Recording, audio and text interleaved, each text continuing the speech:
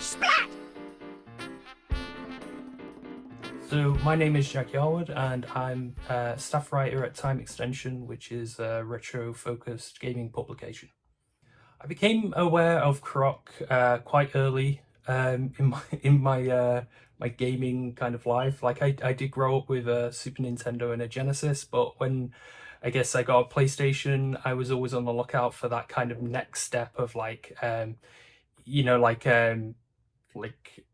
what would be like the next kind of platformer that I would fall in love with, and Croc was one of those kind of titles that I fell in love with kind of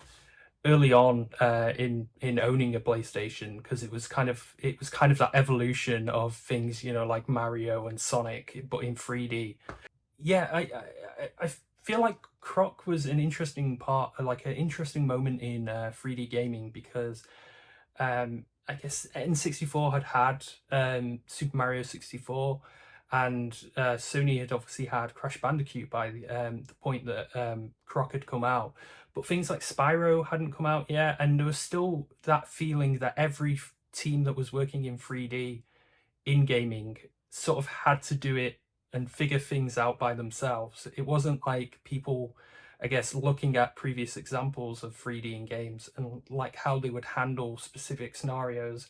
So you get all these interesting kind of idiosyncrasies between different projects and different 3D platformers from that point. So like with Croc, like the movement is like it's like driving a vehicle. Like you can go backwards, and like things like that that you don't see in other 3D platformers at the time. Like, you know, a lot of the way that's handled in other games is that, you know, if you want to, you know, go back on yourself in a 3D space, you have to kind of move it like an analog stick, or you know, move the directional buttons to go in a full circle. Whereas like with Croc, you know, you can reverse kind of like a truck. It's like all these interesting things that kind of happened through kind of the experimentation of kind of through developers having to kind of work things out by themselves, which is something that you don't really you don't really get now nowadays, because it's sort of like it is set in stone, kind of these tenets. And I feel like Croc's position in the gaming industry is kind of being one of those pioneers that kind of had to figure out these issues and kind of overcome them. I feel like the character design of Croc was definitely one of the more kind of special elements about it, because I guess there's that whole history there that people kind of allude to with like Argonaut as a company had obviously been quite heavily involved with Nintendo, and like the origins of this project, whenever people talk about it, it's always in sort of in relation to kind of that Miyamoto connection, and kind of showing it to Miyamoto passing on it, and then obviously Fox Interactive getting involved with publishing. And I feel like the character,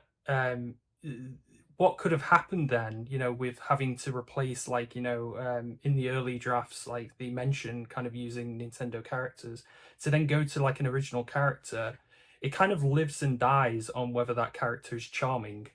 and whether, you know, it's like a character that can carry kind of a mascot platformer. And I feel like Croc definitely does in multiple ways. Like just the design, like, you know, it's a very simple design. You know, it's just kind of like a you know, a big-eyed crocodile, but then adding like a backpack on, and like just the way that, you know, it's animated and the way that the character runs. So you have this kind of elongated kind of uh, like at an angle kind of run, which is it's kind of, it all kind of lends this sense of, you know, this character's on an adventure. And it's something that's like really kind of, I guess when I was younger, it's sort of like endeared me to it, because it felt like, you know, this big kind of adventure, and this character's kind of going on it. And yeah, well, I think the really interesting thing about Croc is that they did have that relationship with Nintendo, and like they kind of came away from it, and they decided obviously to make this game that was kind of more family friendly kind of platformer. And if you look at kind of how Crash Bandicoot and games like that were kind of advertised. It was kind of like on the edgier side of like the platformer, and I feel like kind of they were kind of the counterpart to something like Rare on like Nintendo hardware, doing kind of Banjo Kazooie and kind of those kind of games that were kind of like all age games. Croc was definitely, yeah, Croc kind of feels like a Nintendo game on a PlayStation system, and obviously,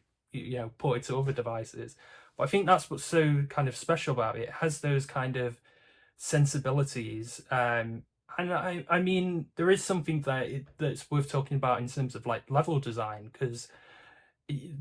one of the big things about 3D, moving into 3D, wasn't just like, how do we move a character around a 3D space. It was like, how do we create these 3D spaces so they don't just look like a bunch of corridors.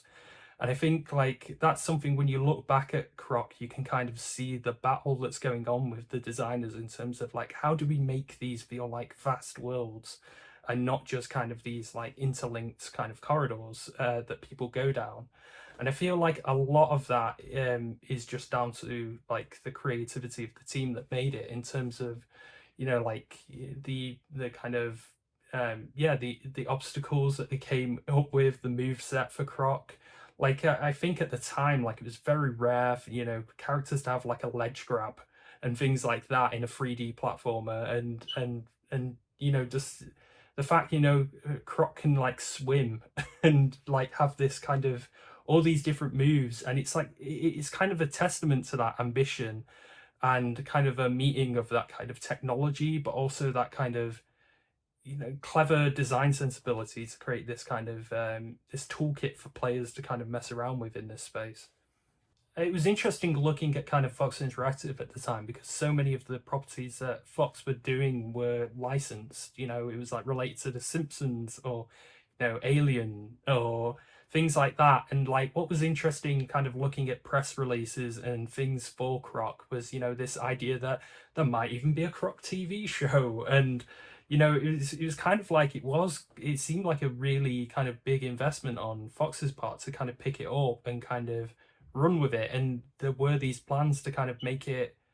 really launch it as a character. And even though there were kind of many games that followed kind of the original Croc, like both like a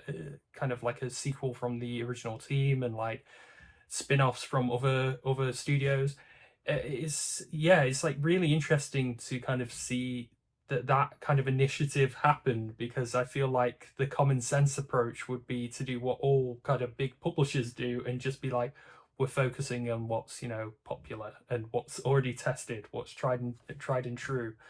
And I feel like a lot of this story about kind of the making of Croc is going to be about kind of Argonaut, and how they are kind of these technical wizards and kind of design geniuses. But like I also feel like there is some credit, I guess, for Fox as well, for kind of pursuing this, when it kind of stands out from the rest of the catalog. The music in Croc, yeah, definitely is just it's like incredibly atmospheric. It's like the type of music that you kind of want from like a 3D platformer that isn't like in your face, but it's very much, it kind of gradually kind of leads you into the world. It's something like the soundtrack is one of those soundtracks that I come back to, like in terms of like playlists on YouTube and like things like that, because it is just yeah, it's just one of those ones that has kind of a, I guess, both like a nostalgic place in my heart, and that's something like when I was there is that kind of I encountered it at a certain age, so it's kind of stuck in my brain. But then on the other end, like as I've got older, and as I've spoken to more musicians in the games industry, it's just like my appreciation of it has got even greater, because I can sort of see the effort that goes into stuff like that. Yeah, I do think like the music does a great job in sort of leading, I guess, lending to that kind of adventure thing, where it is basically like Croc is, kind of going out into the world and having this big adventure. And I feel like the music does a lot to kind of yeah, give people that kind of sense of kind of a world, and these aren't just kind of corridors, like that people are going down, but like a connected world with like these different kind of climates and kind of like um yeah, and things to kind of discover and secrets to find. Time extension, we do cover kind of everything that happens in the retro space in terms of remasters and remakes and things like that, because they're just becoming more common. I think people have realized that there's kind of not just kind of a commercial incentive in terms of bringing these things back, but there's also kind of that preservation aspect as well, in terms of making games from the past available again.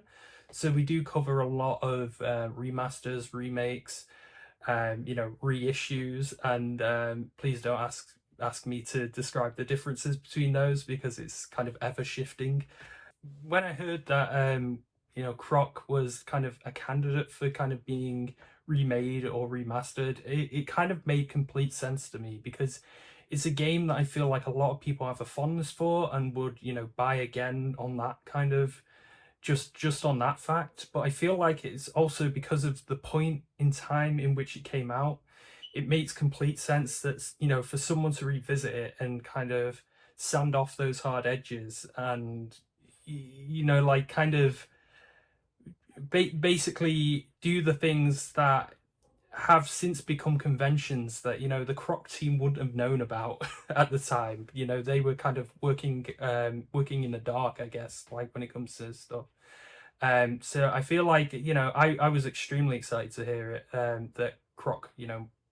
might be coming back, because or is coming back, because yeah, it is like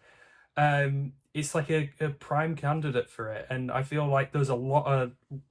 of lesser candidates that have already come back, that it feels like it makes sense for Croc to definitely, yeah. I feel like one of the interesting things about like re-releasing Croc and kind of like revisiting it in a way that people can switch between kind of old and new, in a way, like it's it's a good kind of opportunity for people to who may have heard about this game over the years. People now kind of being presented with it, people can go back now who haven't played it, and experience that, and get an idea of kind of those what it was like for people back then to play it, but at the same time benefit from the hindsight of this is kind of Croc was made at a very kind of experimental time for kind of 3D games.